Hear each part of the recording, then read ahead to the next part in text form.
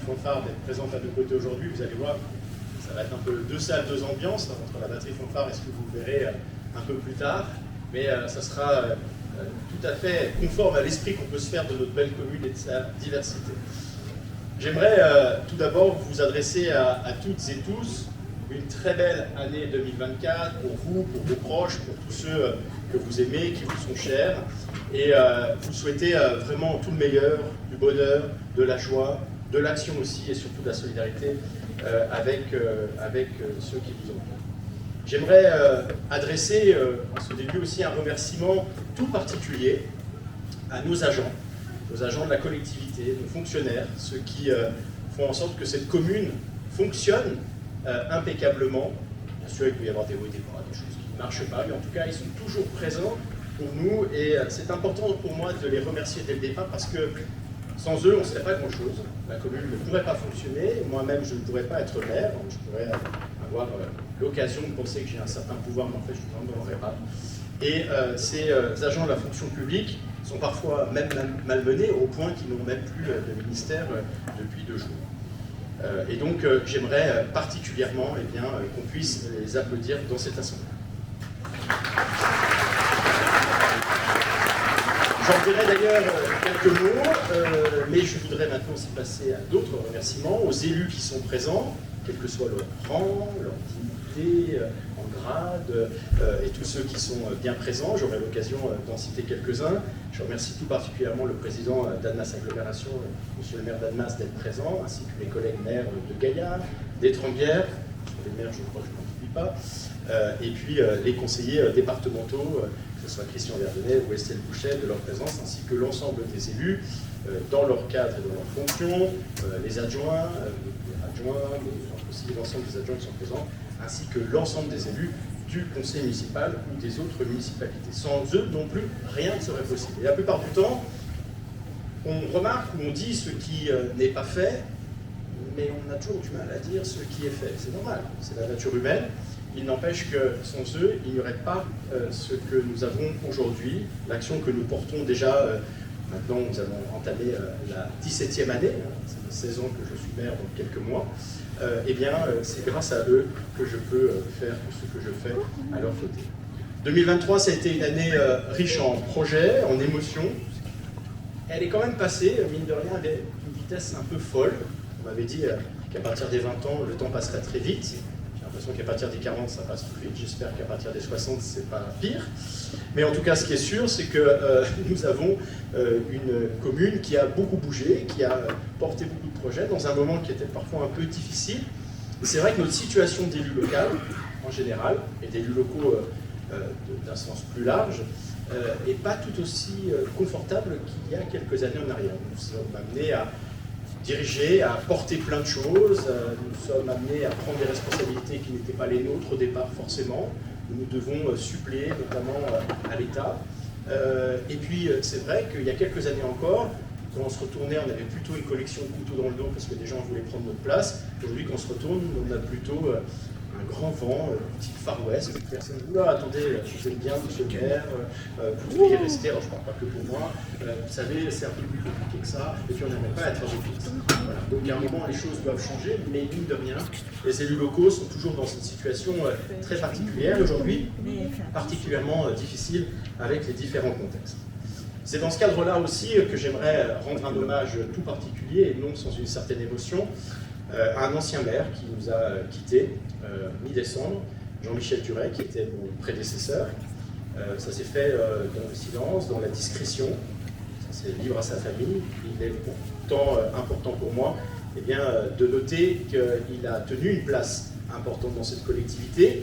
C'est vrai qu'en 2008, j'avais remporté les élections contre lui. Pas toujours d'accord, et il y a eu des moments parfois très compliqués et très difficiles avec M. Duret. Et comme je lui ai dit très rapidement après les élections, à l'époque, vous avez pour moi, et vous êtes pour moi, un meilleur opposant que vous avez été un bon maire. Et il avait éclaté de rire, et nous avions passé, suite à cela, d'excellents moments ensemble, toujours au nom de l'intérêt général, toujours au nom de la collectivité, si bien qu'un jour, je me souviens, avec cette petite anecdote, j'étais arrivé en retard dans un conseil communautaire, à l'époque où ça se passait encore à la salle de la Martinière, et au moment de l'appel, M. Duret était appelé, M. Duret était absent, et moi j'arrive, j'ouvre la porte, et l'ancien directeur général des services, avant, M. Bosson, appelle M. Matelier. Je lève la main, je dis, j'ai le pouvoir de M. Duret. Et là, tout le monde éclate de rire, me regarde en disant, qu'est-ce qui s'est passé entre vous? Eh bien voilà, qu'est-ce qui s'est passé entre nous? C'est que de 2008, à partir du moment où on avait gagné l'élection et après, nous avons su travailler ensemble, travailler vers l'intérêt général, toujours apporter quelque chose qui nous était commun, l'affaire des communaux d'Ambilly, j'en reparlerai tout à l'heure. Et nous avons tout ça en commun maintenant dans cette même histoire. On lui doit aussi, et c'est de cette poignée de main, on va dire, plus chaleureuse qui a commencé après 2008, nous avons travaillé ensemble sur les bords du Foron. Si tous les bords du Foron sont publics, là où il y avait ces propriétés, c'est parce que nous nous sommes mis d'accord assez rapidement et que nous avions en tête l'idée qu'il fallait rendre ces bords du Foron publics. Aujourd'hui, Jean-Michel Duret nous a quittés et je voulais lui rendre hommage dans cette assemblée de cette manière-là, avec tout le respect républicain et bien plus que je pourrais donner aujourd'hui. Alors 2023 a été une année riche, comme je vous le disais, une année où nous avons fait tourner à plein tube nos équipements, la bibliothèque, la ludothèque, riche de programmation. Personne ne peut dire que rien ne se passe dans ces équipements, puisque chaque semaine, vous pourriez passer du temps à la ludothèque à jouer, à la bibliothèque, à lire, ou à voir des concerts, ou à entendre des contes, ou à plein d'autres choses, puisque c'est un peu le cœur vibrant de notre politique culturelle, c'est un équipement majeur. Nous avons consolidé le tissu associatif, il y a des nouvelles associations, le Ripper Café par exemple, qui nous amène vers d'autres façons de penser la réparation, la circularité de ce que nous achetons. Nous continuons avec En Ville à Vélo, qui a été relocalisé à la rue de Genève. Nous continuons avec les AMAP, Association de maintien à l'agriculture paysanne, qui maintenant sont du côté du Clos Babuty. Nous continuons avec nos associations sportives, car là, sur le coup, s'il fallait faire un bulletin spécial chaque semaine, remportent des trophées, ont des jeunes qui sont bien formés et qui continuent justement à enchaîner les résultats humains et les résultats sportifs. En tout cas, un grand merci à eux, parce que au final, sans ces associations, comme sans vous et comme ceux qui nous accompagnent, eh bien, on ne serait pas grand-chose. Et là, on fait équipe. Et tous ceux qui aiment Ambilly, tous ceux qui font équipe à Ambilly, eh bien, font partie de cette même grande équipe municipale pour faire vibrer notre communauté, et les associations en sont parfaitement le cœur aussi vibrant. C'est aussi pour ça donc, que systématiquement nous ouvrons au maximum de ce que nous pouvons nos locaux pour les accueillir et que nous avons lancé le grand chantier de réhabilitation du stade, notamment pour les clubs sportifs. Alors on va dire, oui, mais il marchait bien le stade. En fait, c'est ce que l'on voit. Mais ce que l'on ne voit pas, c'est les normes qui ont changé, la dangerosité de certaines choses. Là, le maire est toujours en première ligne dans ces questions-là, que ce soit en Ambilly ou ailleurs. Et donc, la réhabilitation du stade, elle est importante. Nous accueillons chaque semaine des écoliers, des collégiens, des lycéens. Et donc, nous devons aussi faire en sorte qu'il n'y ait pas de problème de normes ni quoi que ce soit. Et en plus de ça, c'était un stade qui avait plus de 40 ans maintenant. Et il était tout à fait important pour nous de procéder à une réhabilitation plus que simplement un simple toilettage. En plus de ça, nous avons une vision derrière qui est plus écologique, sur les ressources, sur l'arrosage, etc., sur les panneaux solaires qui vont être mis, sur un certain nombre d'éléments qui sont au cœur de nos politiques publiques sur la transition écologique et que nous inscrivons dans chacun de nos projets.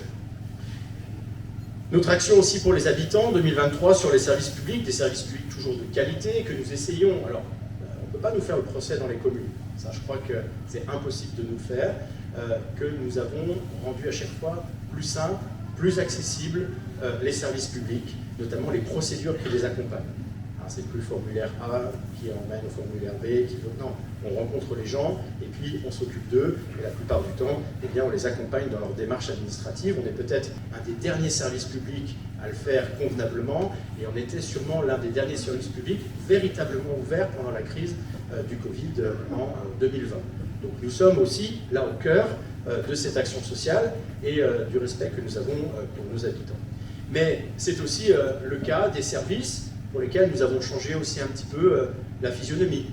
Quand vos policiers sont à pied ou en vélo, vous les rencontrez, vous les voyez, vous discutez, vous vous engueulez parfois avec eux, c'est normal. Mais il n'empêche que vous êtes en proximité avec votre police municipale. C'est aussi le cas avec le portage des repas à domicile. Nous le faisions avant, nous le faisons maintenant en vélo cargo. Nos agents sont visibles. Nos agents, en plus, ont été dans une réorganisation qui fait qu'ils passent 2 fois par jour. Nous sommes dans la veille à l'égard de nos seniors. Et cette réorganisation des services eh bien, se font en conséquence de nos choix. Ce sont de véritables choix politiques. Et souvent, quand nous faisons des choses un peu à côté de la plaque, que nous ne sommes pas tout à fait aussi opérationnels, aussi efficaces que ça, on sait nous le dire. Mais la plupart du temps, quand on fait des choses bien ou quand on fait des choix politiques, on ne nous dit jamais rien à cet égard.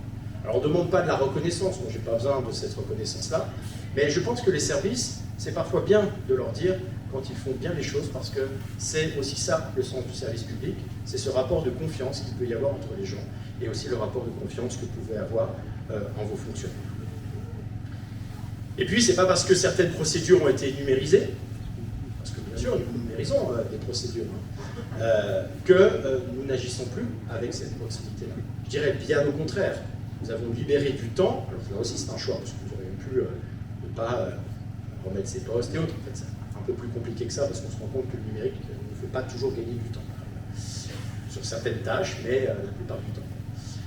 Mais pour remettre des agents vraiment en accueil, au service de ceux qui en ont le plus besoin. Cette année 2023, vous avez aussi eu la chance, c'est une vraie chance, alors c'est un combat, voilà, il fait partie de certains combats, celui-ci en est un. Je remercie Mme Bailly, l'adjointe en charge de ce dossier, et aussi la personne qui est là aujourd'hui de l'association des Citadins, ici, d'avoir ouvert le restaurant solidaire au comptoir des Criques. Je ne parle de pub en plus, mais j'ai eu l'occasion d'aller y manger, on y mange bien, on est bien accueillis, et en plus de ça, on remplit une mission proche de notre mission de service public, d'accueil de l'ensemble des citoyens, mais avec des travailleurs qui ont été parfois dans des difficultés dans leur parcours de vie. C'est au cœur de notre politique sociale. Ça aussi, c'est un choix. Nous aurions pu avoir un énième restaurant, et je ne dis pas le nom des restaurants, nous n'aurions pas aimé avoir. Nous avons choisi autre chose. C'est un choix politique. Et il a été long, il a dû émerger, il a dû nous mettre parfois en combat avec d'autres administrations pour pouvoir y arriver, et puis soutenir ce projet, pour nous, c'était important. Alors je remercie en tout cas tous les acteurs de ce restaurant solidaire, et je vous invite vraiment à aller y manger. Je ne pourrais pas payer un repas à tout le monde, hein, pas aller y manger avec moi. Nous nous sommes aussi engagés dans des travaux longs, d'eau et d'assainissement. Des fois, quand je me lève le matin, je me dis, c'est quand même le bordel. Il y a des travaux, il y a des gens qui creusent, je n'ai pas vraiment pu faire de sieste cet été, parce qu'ils sont juste en bas de chez moi, ok, très bien. Mais il n'empêche que, mine de rien, si nous ne faisions pas ces travaux-là, en tant que citoyen, vous seriez venu dans nos services en disant, mais pourquoi mon eau est de telle couleur, pourquoi la qualité de l'eau a baissé, pourquoi. Et donc, nous faisons ce que nous impose aussi les contrôles d'hygiène, ce que nous impose la rénovation de nos réseaux. Dire que certains réseaux, je les ai pris en photo, on les voyait sortir. Celui-là, il n'a pas pété, mais on n'était quand même pas bien loin. D'accord ? Et quand cela arrive, donc quand l'accident arrive, là par contre, on sait venir le trouver. Donc là, on est sur un travail très long, au niveau de l'agglomération en général, puisqu'il n'y a pas Candilly qui refait ses réseaux d'eau et d'assainissement. Mais nous avons décidé, par contre, nous, de l'accompagner d'un nouveau plan de déplacement qui met le piéton au cœur, mais aussi la végétalisation au cœur de la commune, notamment dans le cadre de notre transition écologique. Je vous le redirai peut-être plus précisément tout à l'heure, mais c'est quand même 1 hectare de plus de végétalisation, c'est pas rien sur une commune comme la nôtre, 500 arbres plantés. Je préfère le dire ici, comme ça au moins ça imprime aussi dans les esprits des uns et des autres, plutôt que de lire parfois ce que je lis sur le fait que nous ferions rien pour la transition écologique. Alors parfois ce sont des décisions qui sont courageuses, parce que refaire des rues, fermer des rues, empêcher des voitures, ça ne rapporte pas tout, généralement. D'accord ? Mais nous nous inscrivons sur un temps long. Et ce temps long, c'est un temps qui nous est aujourd'hui imposé par l'urgence climatique. La ZAC Étoile, Et là, j'aimerais remercier tout particulièrement Denis Maire, mon collègue, alors qui n'est pas présent aujourd'hui, vice-président à l'agglomération sur l'ensemble de ces dossiers, qui est aussi maire de Juvigny, Christian Dupesset, mon collègue maire d'Annemasse, et puis Gabriel Doublès, sous ta présidence aussi, monsieur le président, pour cette SAC étoile qui, chaque année, eh bien, évolue, va dans le bon sens. En tout cas, on essaie de prendre les meilleures décisions dans des moments qui ne sont pas toujours très simples. Vous l'auriez remarqué, je pense, il y a de l'inflation, il y a des taux d'intérêt qui augmentent sur les crédits, il y a des problèmes d'approvisionnement sur les matières premières, je ne vous apprends rien, hein, je crois, et tout ça mis ensemble font parfois que les décisions doivent être plus courageuses, plus difficiles aussi, et parfois certaines décisions, on n'aurait jamais aimé pouvoir les prendre. Alors sur la SAC étoile, je dirais qu'on s'en sort bien, parce que nous avons toujours eu du dialogue, nous avons toujours su travailler ensemble. Moi, je crois beaucoup à cette agglomération, je crois beaucoup à ce beau quartier, je crois aussi beaucoup au fait que si tout le monde est dans l'esprit de trouver des solutions, les problèmes ne durent qu'une minute. Parce que nous sommes déjà au travail pour la solution sur laquelle nous sommes en train de bûcher. Ça a été le cas pour l'Institut de formation en soins infirmiers, l'IFSI. Là aussi, hein, comme le restaurant solidaire, que d'années. Et que de millions en plus aussi. Et que de solutions aussi trouvées pour arriver à juguler tout ça. L'IFSI, j'en ai parlé, je pense, depuis 7 ou 8 vœux, quelque chose comme ça. C'est beaucoup hein, dans une carrière. Mais on y a toujours cru, on a toujours pensé que c'était le bon endroit, le bon moment, ça c'était sûr à l'époque, en tout cas le bon endroit pour pouvoir mettre l'Institut de soins infirmiers à nouveau sur la commune, avec des locaux totalement faits neufs, hein, voilà, pour accueillir une formation qui est au cœur, encore plus au cœur, de notre ciment national depuis la crise Covid, avec un métier qui, entre infirmier, infirmière ou aide-soignant, aide-soignante, est un métier qui est devenu aussi très difficile. Donc on est content puisqu'on a posé la première pierre un 21 juin, jour de la fête de la musique ou de l'été, vous choisirez votre version. Je crois qu'on l'a fait avec beaucoup de sourire, beaucoup d'honneur, beaucoup de soulagement aussi. Et puis si vous voulez aller voir le chantier ou à quoi ça ressemble, et bien en face vous avez un prototype qui vous permettra de voir les façades sur lesquelles on est monté. Le prototype, un jour il faisait un peu froid, il y avait un peu grand, mais ça tient. C'est déjà bien. Et qui permet de voir les façades, les matériaux qui sont utilisés, toujours dans une construction qui va rechercher l'écologie. C'est très important pour moi, en tant qu'enseignant, formateur, depuis très longtemps maintenant, je vais fêter mes 20 ans à l'université où j'enseigne, parce que la formation a toujours été chevillée au corps. Et que c'est pour ça aussi que le président a su me faire confiance, et celui d'avant, pour la délégation qui m'a été donnée sur l'enseignement supérieur et la marque grand format que nous essayons d'animer pour faire venir d'autres formations supérieures. Je vais dire aussi un petit mot sur l'agglomération. L'agglomération, c'est pas que des maires, des conseillers délégués, des vice-présidents, des conseillers communautaires, c'est aussi des copains. Et je vous dis que quand on a des problèmes à résoudre, c'est là où on voit où sont les copains. Et quand il y a des moments où vous pensez qu'il faudrait mieux arrêter parce que les charges sont trop lourdes et que finalement le bénéfice, coût et réussite est très faible, eh bien c'est grâce à eux, et je pense, j'espère inversement, que vous restez. Parce que vous avez encore à vous dire que le projet vous porte. Je dis ça, c'est pas anodin, on a beaucoup travaillé cette année avec Gabriel Doublès sur les gens du voyage, je pense que vous l'avez vu, vous en avez entendu parler, beaucoup de caravanes. Alors on pense toujours que c'est grâce à nous qu'elles sont là, non, c'est pas grâce à nous qu'elles sont là. C'est souvent nous qui devons subir. Et puis voilà, vous avez parfois des états d'âme, parce que c'était mon cas juste avant Noël, où j'ai appelé carrément la sous-préfecture en disant écoutez, dans la matinée, vous avez la démission, parce que ça ne sert à rien. Ça ne sert à rien, on ne peut rien faire, on est démunis, il n'y a plus aucun sens à notre action, c'est toujours la même chose, nous n'arrivons pas à résoudre. Le lendemain, ils étaient enlevés parce que chacun avait réussi à mettre les forces de son côté en jouant sa partition. Je remercie là particulièrement Madame la Commissaire qui est présente au fond de la salle comme une bonne élève, on dira. Et la remercier pour tout ce qu'elle a fait, nous avons l'occasion d'en parler cette semaine, ce qu'elle a fait pour déployer à nouveau, dans un moment rapide, les forces de l'ordre pour que nous n'ayons pas à subir tout cela autour de la gare et pendant les vacances de Noël. Voilà. La plupart du temps, nous sommes aussi des victimes, nous subissons. tant que maire. Sauf que nous, on prend tous les problèmes, et en plus de ça, on doit les résoudre, et c'est quand même toujours de notre faute, même si c'est pas de la nôtre. Voilà. Donc, c'est pas bien grave, il n'empêche que c'est là où ça crée de la solidarité, ça crée des amitiés plus profondes, plus intenses aussi sur certains aspects. Et là, j'aimerais remercier tout particulièrement les collègues de l'agglomération qui sont présents aujourd'hui et ceux qui n'ont pas pu l'être, de cette solidarité entre nous, de l'intelligence que nous avons autour des projets qui nous unissent et surtout de leur sincérité, puisque nos débats sont toujours ouverts, bienveillants, mais amènent toujours à des solutions durables. 2023, c'est aussi, et là je l'ai pris exprès, parce qu'il y a quand même une belle littérature, ça s'appelle Le Pont, bulletin d'information municipale. Nous avons nommé toutes les prochaines rues de la ZAC Étoile avec des noms féminins. Des noms de femmes célèbres ou moins célèbres. Et au-delà de l'acte symbolique, c'est parce que ça s'inscrit dans le temps, ça s'inscrit dans la durée. Une rue, c'est pas quelque chose que l'on débaptise facilement. C'est même plutôt rare. Donc quand elles s'inscrivent dans cette durée, elles viennent marquer celles et ceux qui ont eux-mêmes marqué l'histoire.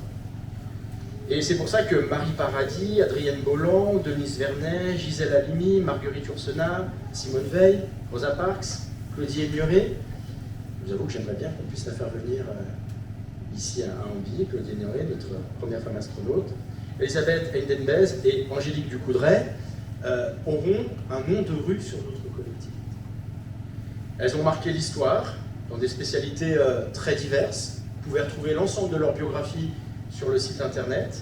Ça a été le résultat d'une consultation avec les élus, les habitants. La municipalité a fait le choix, j'ai tranché notamment sur certains, et les choix étaient largement faits.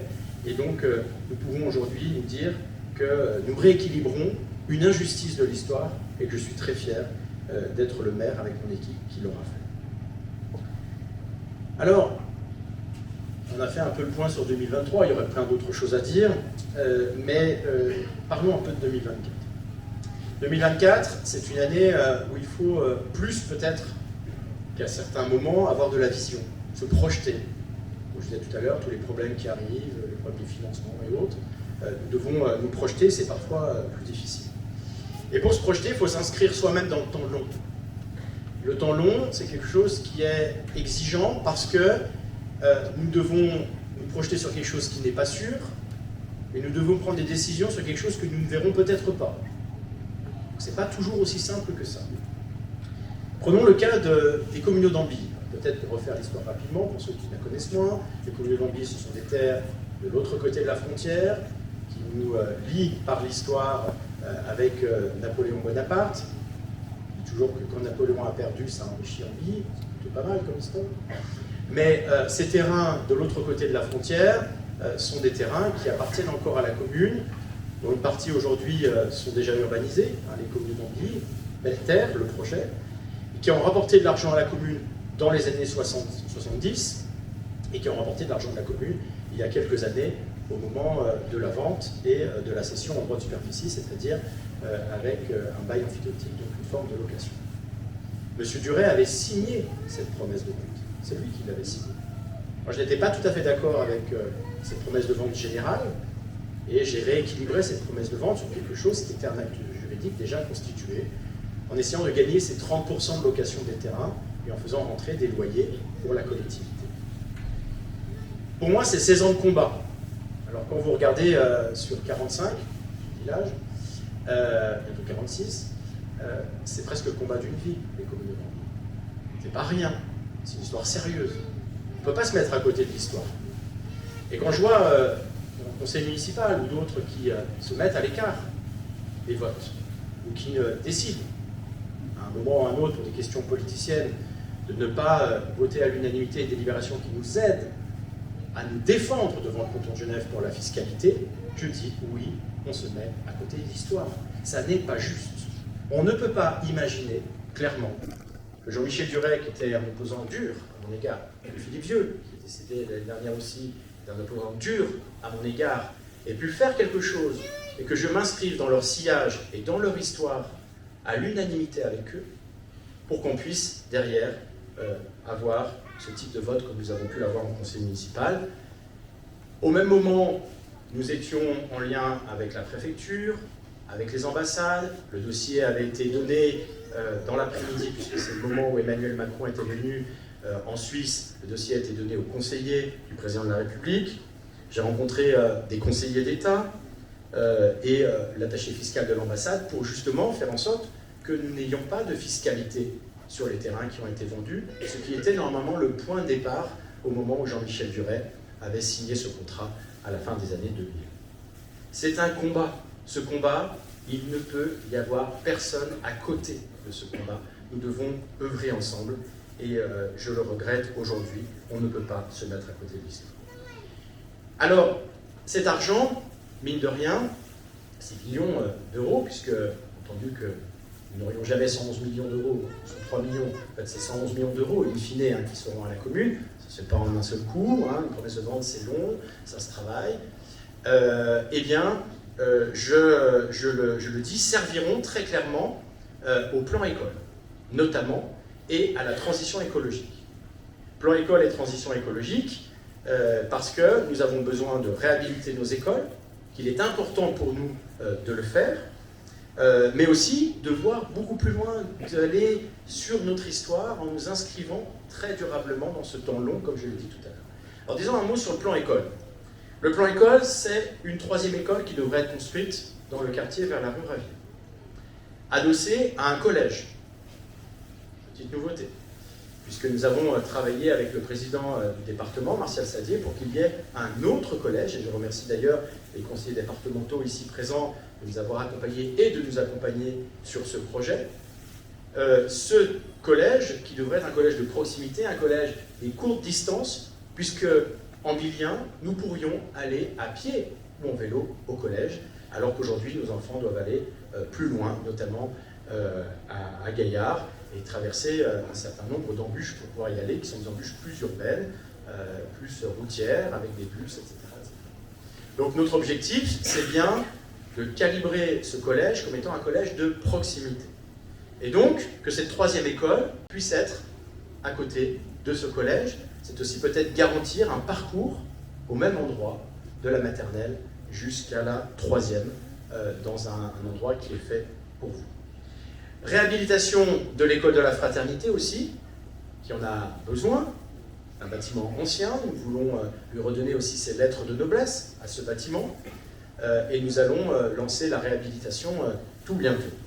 Dans le plan école encore, rénovation de l'école de la paix, il va y avoir un certain nombre de rénovations, aussi la construction d'un bâtiment périscolaire qui est en cours, et puis la réhabilitation du stade, parce que la réhabilitation du stade, comme je vous le disais tout à l'heure, certes c'est pour les sportifs, mais c'est pour les gamins et les gamines toute la semaine. Le collège, le lycée avec lesquels nous sommes en contrat, mais aussi avec les écoles primaires. Et puis, tout cela, nous devons le faire dans un budget qui devient à chaque fois plus contraint. Donc, l'argent des communes d'Ambilly ne suffit pas à lui tout seul. Il faut lever des emprunts, il faut peut-être augmenter les taxes. Il faudra peut-être réfléchir, si on veut s'inscrire dans la durée, eh bien, à faire en sorte de juguler l'inflation que nous avons et les taux d'intérêt qui sont importants. Moi, j'ai été choqué l'autre jour de voir que quand on empruntait 6 millions, à la fin, sur 40, 50 ans, vous deviez rembourser 10 à 11 millions. Voilà. Ce que vous connaissez peut-être en achetant une maison ou un appartement, vous voyez comme c'est démultiplié aujourd'hui avec les taux d'intérêt quand vous faites des travaux publics. C'est ça le vrai transfert de patrimoine. C'est quand l'argent des communaux d'Ambilly, notamment, vient nourrir le temps long sur notre collectivité. Et il n'y a rien de mieux que les écoles et l'éducation pour s'inscrire dans la durée. Mais aussi la transition écologique, que nous appelons plus que de nos voeux, pour lequel nous sommes aussi dans l'action, vers un monde plus sobre, plus serein, plus tranquille, malgré tous les aléas. Et là, c'est plusieurs millions d'euros qui sont prévus pour la voirie. Mais pas que dans le goudron. Ce sont des îlots de fraîcheur qui vont être créés. Beaucoup de collectivités aujourd'hui le font. Grandes, petites, urbaines, moins urbaines. On déconstruit, on replace des arbres, on remet des choses. On met des trottoirs adaptés. Oui, par l'anodin, pour ceux qui marchent. Et pour ceux qui marchent moins bien ou qui ne marchent pas, bah, c'est beaucoup plus compliqué. Donc nous le faisons. Des pistes cyclables, nous intégrons dans un schéma plus large au niveau de l'agglomération sur cela. L'urgence climatique, elle ne peut pas être à côté des enjeux de justice sociale. Jamais. Parce que ceux qui vont le plus souffrir dans les prochaines années, ceux qui souffrent déjà, sont ceux qui ont déjà le moins. Pourtant, c'est ceux qui consomment le moins et qui nous emmènent le moins vers le chaos. Donc, à ce niveau-là, nous devons travailler toujours cette question de l'urgence climatique et de la transition écologique avec la question de la justice sociale. Ce sont les deux pieds sur lesquels nous devons danser. Alors, pour mettre tout ça en œuvre, eh bien, il faut des moyens. Et là, je ne vous parle pas des moyens financiers, j'ai dit déjà quelques mots, mais il faut des moyens humains. Moi, j'ai un nom de marin breton. Les marins, ils n'aiment pas toujours la tempête, et parfois ils sont obligés de l'affronter. Alors, vous me permettrez cette métaphore de marin breton. Tout à l'heure, j'ai parlé d'équipe, là, je vous parlerai davantage d'équipage. Il faut qu'il soit solide, il faut qu'il soit loyal, et il faut quand même qu'il soit audacieux. Et l'audace, ce n'est pas simplement le contrôle des cartes, d'accord ? C'est de se dire peut-être que derrière, il y a autre chose. C'est ce qui oppose d'ailleurs le contrôle, d'une part, et la maîtrise, d'autre part. Il faut connaître les choses, il faut les appréhender, il faut prendre en compte le facteur humain, et on n'a pas toujours besoin de comptables dans la société, de contrôleurs de gestion, de gens qui nous font des indicateurs, ou qui basent toute leur argumentation sur des chiffres. On a besoin de gens qui voient plus loin, qui lèvent la tête, qui ne courent pas en regardant leurs chaussures. Le capitaine, c'est celui aussi qui peut se faire débarquer à tout moment du bateau. Une petite gravure dans mon bureau pour ceux qui un jour viendraient, avec un pirate abandonné sur une île. Généralement, quand on ne voulait plus du capitaine, on le débarquait, on lui donnait quand même 2-3 sous pour qu'il en sorte. Il était tout seul. Le capitaine, il peut se faire débarquer. Le débarquement, c'est l'élection, souvent. Si son équipage le décide, ça veut dire quoi? Ça veut dire que si partie de l'équipage, c'est-à-dire vous, le décidez, l'histoire s'arrête. Du moins, elle s'arrête en partie. Et puis, l'équipage, ce sont tous ceux qui sont derrière, les élus, les agents, les techniciens, tous ceux qui ont un intérêt bien compris à un moment donné d'aller de l'avant, mais qui, si vous ne les écoutez pas, pourraient tomber, si on continue à filer à la métaphore, dans la mutinerie. Sans que vous vous en rendiez compte tout de suite, par ailleurs. Donc, être un bon capitaine, c'est un mélange de vision, c'est un mélange de maîtrise, c'est compter et continuer à rester dans l'humain, dans l'écoute.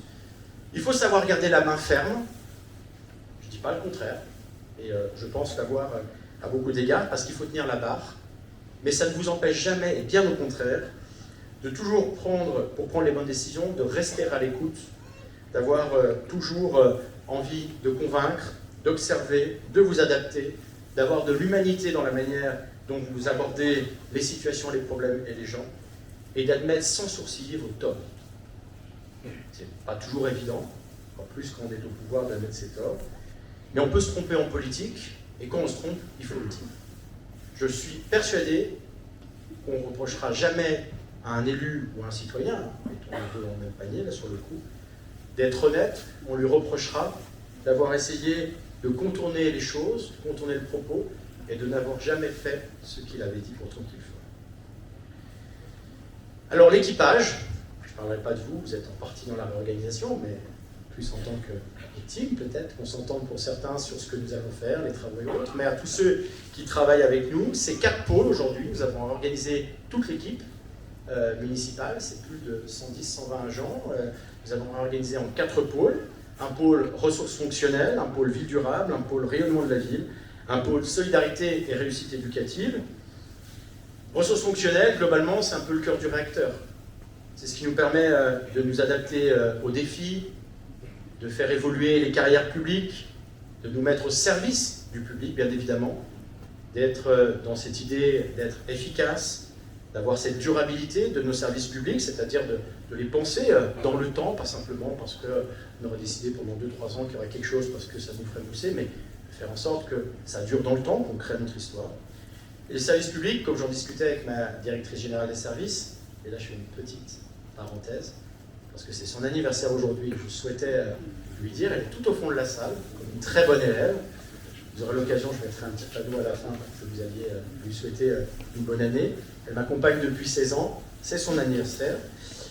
Et on disait la semaine dernière, comme ça je ferme la parenthèse, que finalement le service public c'est le patrimoine, c'est l'héritage de ceux qui n'ont plus rien, qu'on est dans la pire des situations. C'est ça, le service public. Donc les ressources fonctionnelles travaillent dans ce sens-là.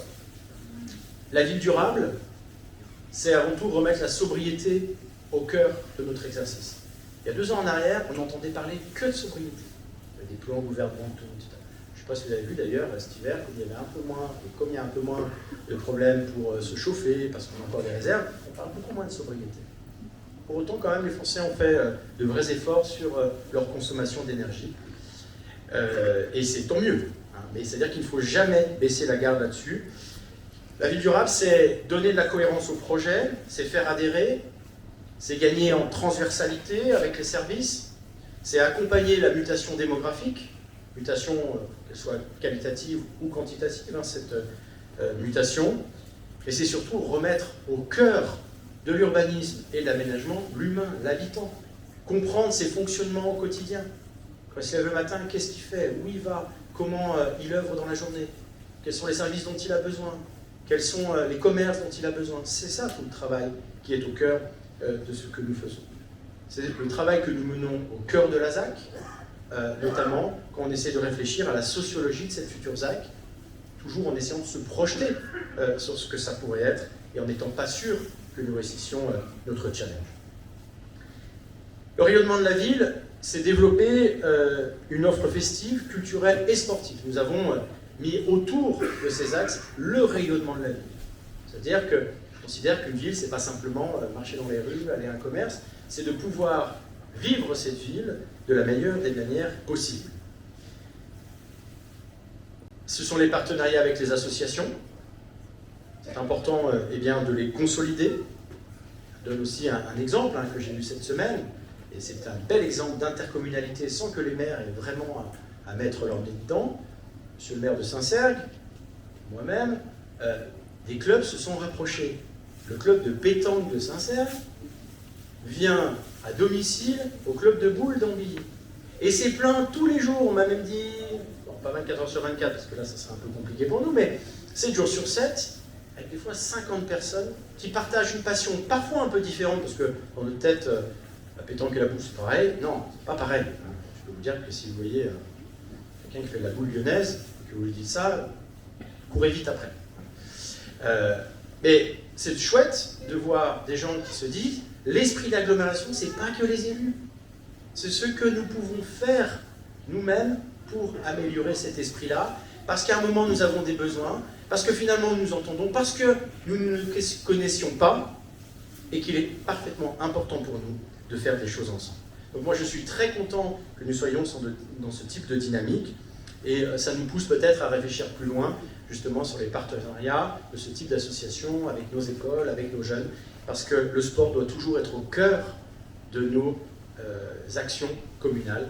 C'est un des meilleurs moyens de se connaître, de se brasser et d'avoir la diversité nécessaire pour réussir.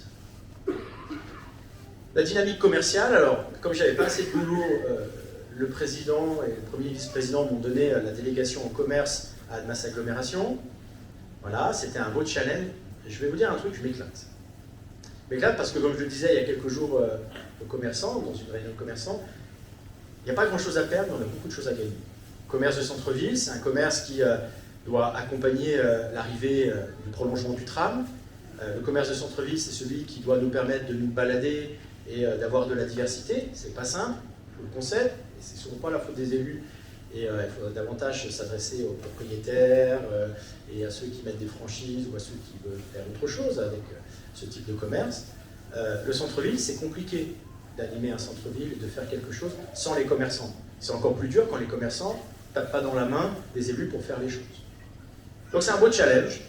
Et je peux vous dire que nous avons pris une décision, sur le coup aussi très courageuse, un peu risquée, on peut le dire, en décidant sur la ZAC Étoile, avec mes collègues de l'agglomération, notamment le maire d'Annemasse, Denis Maire, Madame Jacquier, la maire de Ville-Lagrand, que je salue aussi au passage, même si elle n'a pas pu être présente ce matin, mais elle est représentée,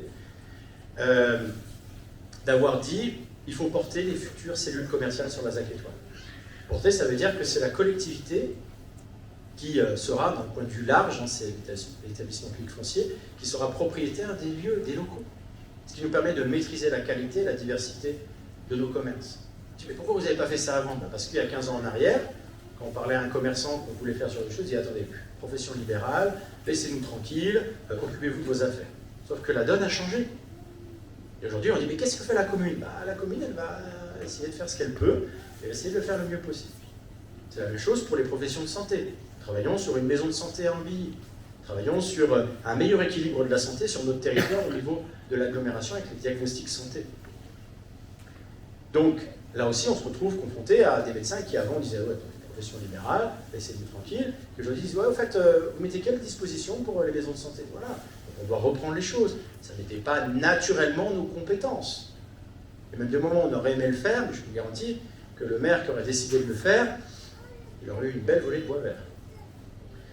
Voilà, donc c'est aussi un nouveau contexte, et c'est là-dessus que s'inscrit le rayonnement de la ville, de façon beaucoup plus large, sur l'associatif, le commercial, mais aussi tout ce que vous connaissez, les animations, le marché de Noël, Ambiant en fête, et tout ce qui peut nous amener à sourire, à rire, à passer des moments ensemble.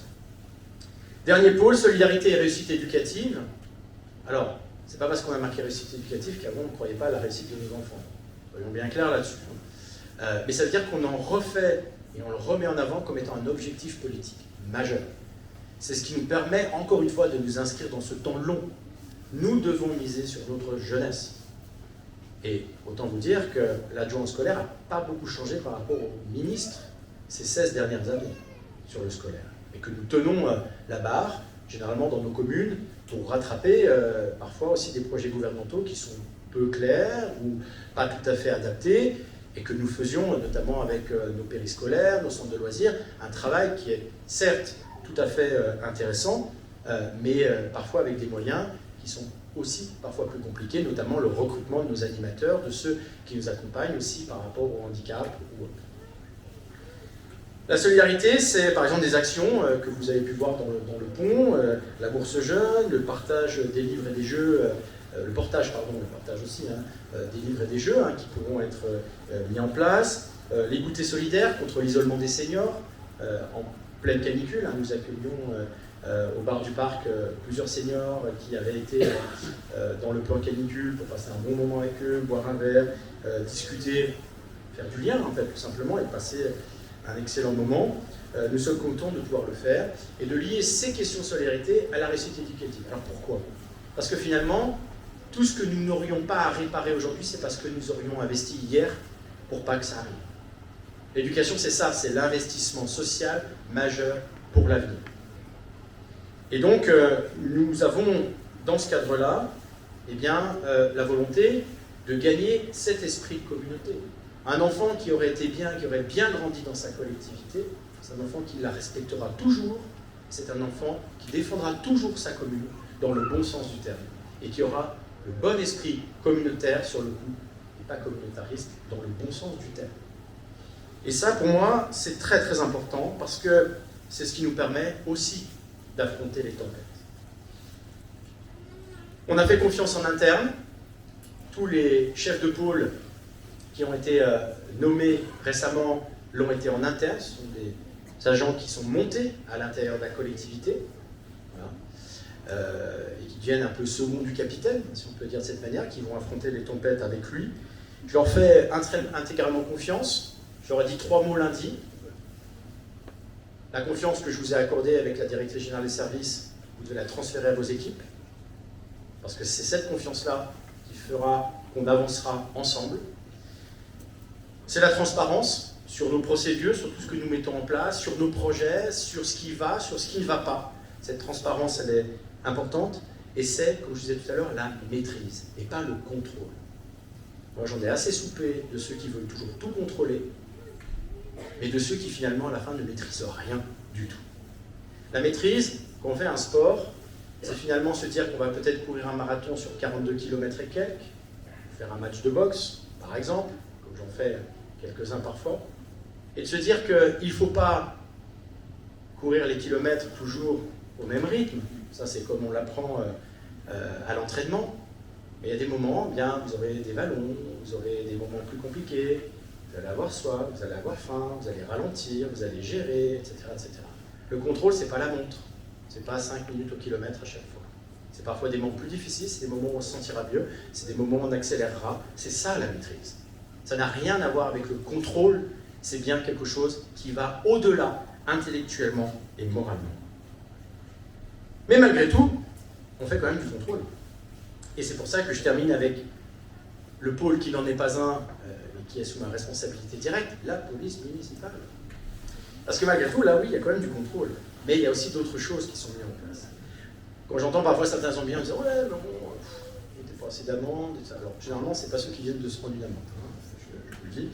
Mais cette année, quand même, parce qu'il faut être en toute transparence, 1832 amendes sur la commune. 1832. Faites le ratio vous-même par jour et vous verrez. C'est 60 arrêtés municipaux, bon, ça c'est le pouvoir du maire, hein, sur les rues notamment, 30 fourrières, 41 mains courantes, 42 PV et rapports. Le PV, là, c'est pas la petite amende, hein, c'est le rapport. 2 rappels à l'ordre. Donc là, j'ai fait des rappels à l'ordre. Hein, le maire invite des gens qui pourraient avoir plus qu'une amende dans le bureau et qui essayent de refaire le point sur ce qu'ils ont mal fait. Ça peut être des enfants, mais pas que des enfants, il y a eu des adultes hein, récemment. C'est aussi 125 objets trouvés, donc si vous avez perdu quelque chose, n'hésitez pas à aller voir à la police municipale si peut-être ça y est, parce qu'on récupère quand même les objets trouvés. Puis nos activités police, bien évidemment, ce sont des activités, comme je disais tout à l'heure, de proximité. C'est ce que je demande à nos policiers. Ils ne sont pas des cow-boys dans le Far West. Ils font de la prévention, des interventions, 632 interventions sur l'année. Diverses et variées, hein. Un chien qui aboie trop fort, un problème de gaz, une bouche d'incendie, voilà, qu'après il y a SSTI qui accompagne, les gens du voyage, bien évidemment, là, multiplie à certains moments les interventions.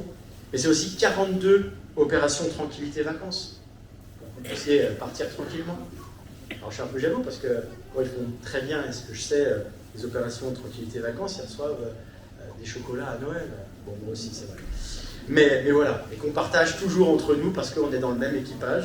Mais en tout cas, je peux les remercier, je remercie particulièrement notre police municipale et l'ensemble des services qui sont autour et qui, après ces interventions, travaillent sur ces points-là, et notamment aussi bien, pour les sorties des écoles et ce que nous faisons. Alors, comme on le dirait, là je sors de la métaphore maritime, mais qui va loin ménage sa monture, c'est-à-dire que les temps d'accélération, il faut savoir les sentir, et parfois quand l'équipe est fatiguée, eh bien, dire ok, on pose un peu, on reprend du recul, on reprend de la hauteur. Je vous dirais que si la tâche est belle, parce que malgré tout la tâche de maire est une belle tâche, elle reste un honneur, et moi aussi aujourd'hui j'aimerais vous rendre honneur pour les messages d'amitié, mais aussi parfois pour les controverses que nous pouvons avoir, pour faire en sorte que cette commune reste belle. J'aurais tendance à dire que, et je le dis souvent, notre commune c'est un refuge. Vous savez, en montagne, le refuge c'est le dernier endroit où il y a trop de neige ou autre, on se met à l'abri, on essaie d'avoir un peu chaud. Notre commune, dans notre République, c'est souvent un peu le dernier refuge de cette République, un endroit où on doit se sentir protégé, au chaud ou au frais, maintenant, suivant les périodes. Et c'est clair que mon rôle de maire, c'est toujours d'œuvrer pour l'apaisement social contre l'agacement national et international. Et c'est sur ces mots que je terminerai, et je vous souhaite encore à toutes et à tous une excellente année 2024. Très bien, alors, comme je disais tout à l'heure, 2 salles, 2 ambiances, batterie fanfare, carré, militaire, et aussi très sympa, hein, ne vous inquiétez pas, mais ne vont pas poser de problème à la sortie.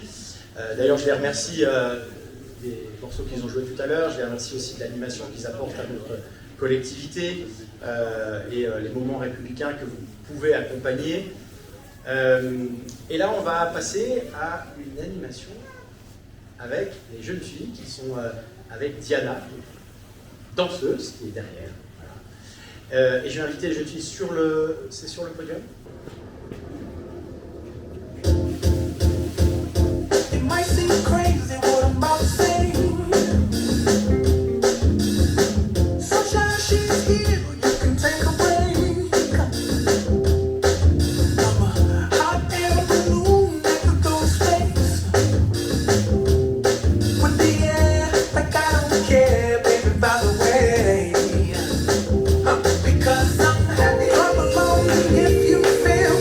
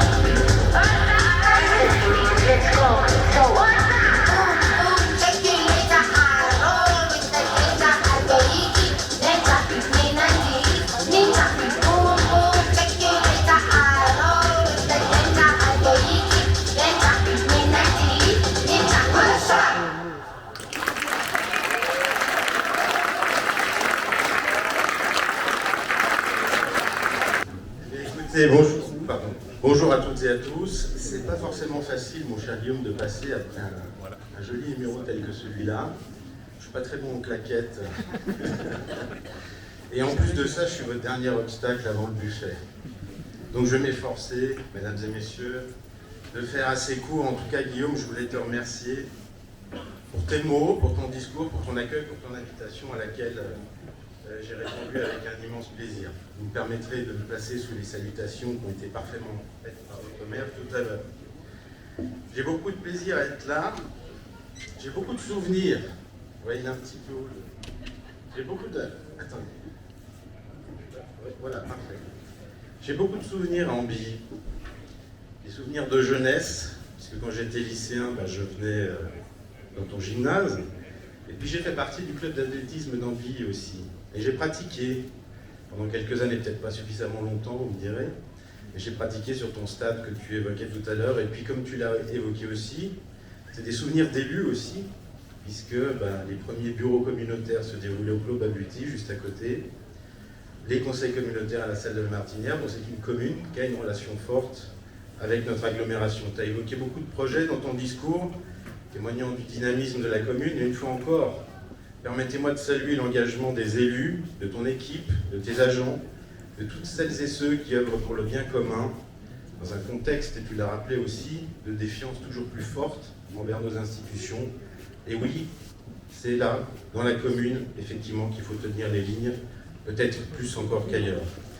Mon cher Guillaume, tu m'as demandé aujourd'hui de prononcer quelques mots pour évoquer notre agglomération de Massaglo, même si tu en as beaucoup et bien parlé. Je voudrais simplement dire que je tiens à te dire que je mesure la chance d'appartenir à un territoire qui a su s'organiser, qui a su se construire et qui travaille dans un consensus que beaucoup d'autres intercommunalités nous envient. Tous les mardis matins, nous nous retrouvons en bureau communautaire.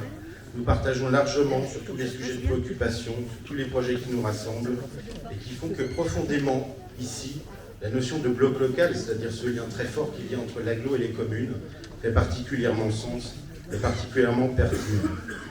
Permets-moi de rendre hommage à l'élu en charge de l'enseignement supérieur que tu es, en charge également depuis peu, et je t'en remercie, de la relation au commerce de proximité. Tu gères des dossiers particulièrement cruciaux pour notre avenir et merci de porter haut et fort ces ambitions dans ces deux domaines spécifiques sur lesquels je reviendrai brièvement. Je voudrais saluer aussi Laurent Gillet, notre vice-président de l'agglomération, lui aussi en charge du numérique et de la délicate question des gens du voyage, j'y reviendrai aussi également. Et merci à Laurent de venir nous questionner, nous titiller souvent avec ce prisme qui est cher à ton cœur et qui devrait l'être à celui de chacun d'entre nous, la sobriété. On a parlé tout à l'heure, Laurent nous interpelle souvent sur cette question-là, et peut-être est-il derrière le fait qu'il ne fait pas très chaud dans cette salle ce matin. En tout cas, bravo à lui de veiller au grain sur ces questions-là. Notre agglomération peut compter sur vous, et vous pouvez compter sur nous. Nous sommes en solidarité profonde. Et je crois qu'Ambilly, ici même, peut-être plus qu'ailleurs, les destins de l'agglomération et de la commune sont plus intimement liés encore qu'ailleurs. Parce qu'Ambilly est au cœur de notre agglomération, parce qu'Ambilly est le théâtre du déploiement de très grands projets structurants portés par notre agglomération, tels que le tram, tels que la voie verte du Grand Genève, tels que bien entendu la ZAC Étoile. Depuis un certain nombre d'années, je vois cette belle commune changer, et changer en bien, évidemment. Je pense aux magnifiques travaux qui ont été réalisés dans le parc, juste à côté de nous. Je pense aux travaux réalisés sur les rives du Foron, dont tu parlais tout à l'heure, et au renouvellement urbain suscité par l'arrivée du tram.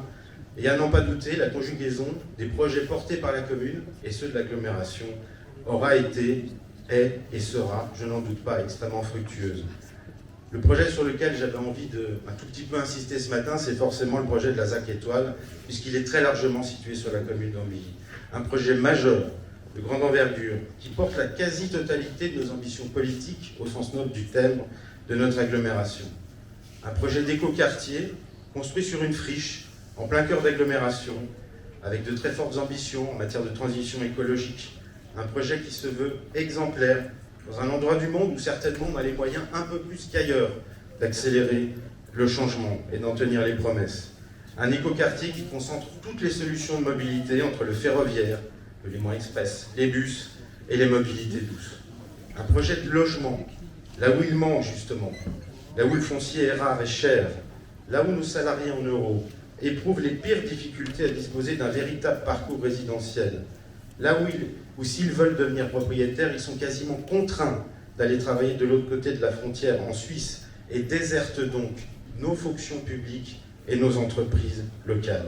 Ici, dans cette ZAC étoile, nous entendons leur offrir un tiers de logement social, un tiers de logement dit en acquisition sociale, en accession sociale, 30 à 40% en dessous des prix du marché, à côté du tiers restant, donc en marché libre. C'est la fameuse règle des 3 tiers, issue de notre SCOT, qui est très innovante, et nous l'espérons produira des effets positifs pour les ménages de notre agglomération. C'est un projet d'enseignement supérieur aussi, tu l'as dit, puisque ce n'est pas qu'une nouvelle école de soins infirmiers qui se construit là, qui était très attendue, comme tu l'as rappelé, dont nous sommes très fiers, mais c'est bien un campus, un véritable campus grand format, qui, nous l'espérons, permettra de démultiplier l'offre en formation sur le territoire et permettra à nos jeunes de rester ici, parce que trop souvent on le sait, puisqu'il n'y a pas suffisamment de formation, nos jeunes vont ailleurs, ils étudient ailleurs, et souvent ils n'en reviennent pas. C'est une perte pour nous. Donc espérons qu'en développant cette formation, en multipliant ces chances, eh bien, ils auront tendance à rester plus sur le territoire. Je te remercie encore une fois de porter ce dossier, Guillaume, et de nous avoir joyeusement éduqués au réflexe étudiant, c'est-à-dire au fait de penser à nos étudiants de façon transversale dans toutes les politiques publiques qui sont portées par l'agglomération.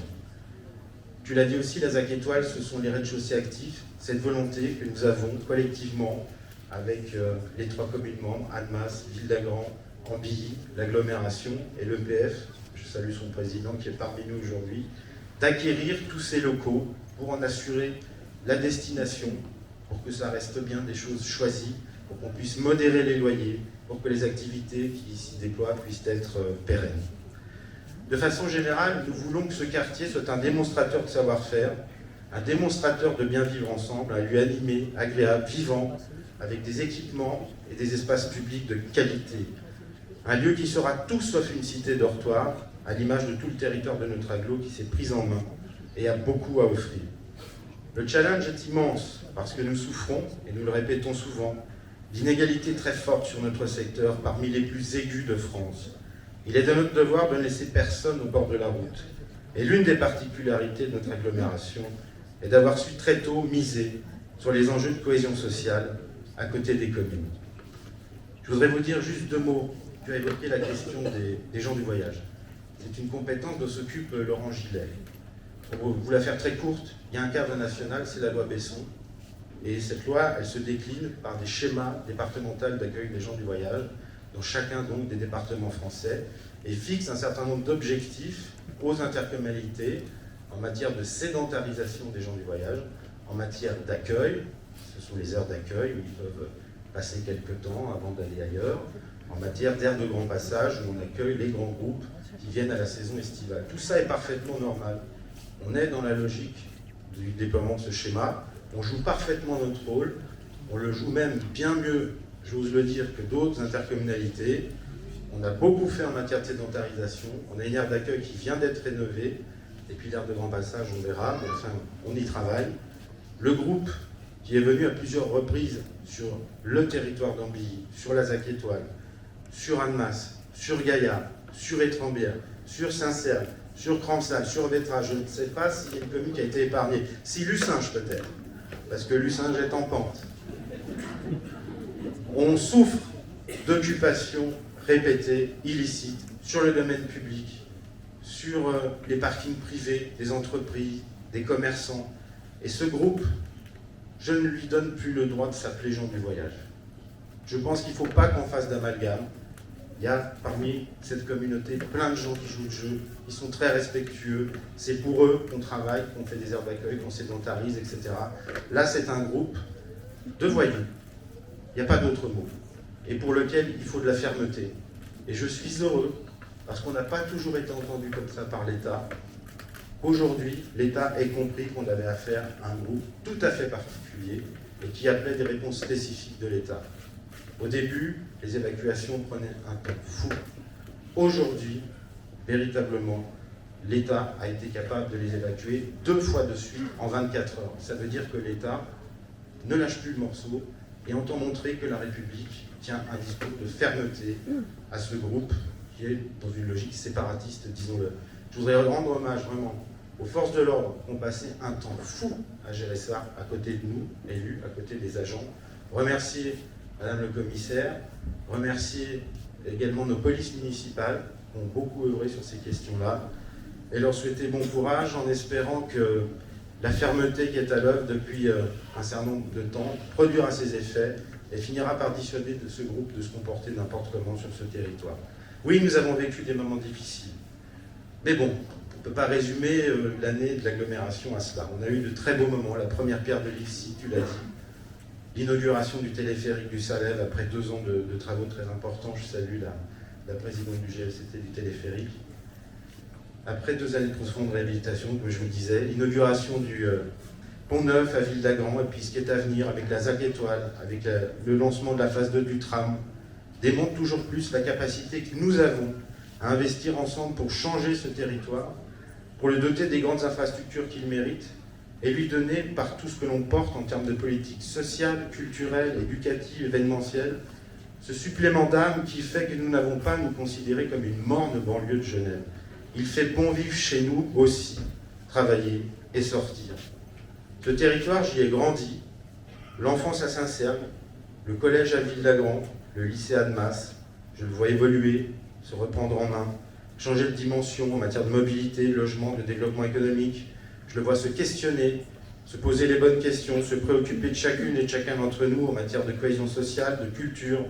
Je vois son désir d'exemplarité en matière de transition écologique, son désir d'exister aux côtés et avec une métropole avec laquelle nous sommes en puissante interdépendance, Genève, et avec laquelle nous devons bâtir l'avenir. Mon cher Guillaume, bien cher tous, je ne vais pas être plus long, j'ai déjà été trop. Je vous remercie vivement de cette invitation et je tiens à vous présenter à chacune et chacun d'entre vous mes meilleurs vœux pour cette nouvelle année. Dans un territoire qui est marqué par les inégalités, soyons plus solidaires. Dans un territoire où les questions d'argent dominent trop souvent les rapports humains, sachons aller vers l'essentiel, vers les choses qui donnent une saveur à la vie.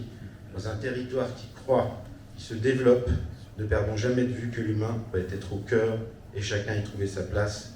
Merci à toutes et à tous. Très belle année à vous. Merci.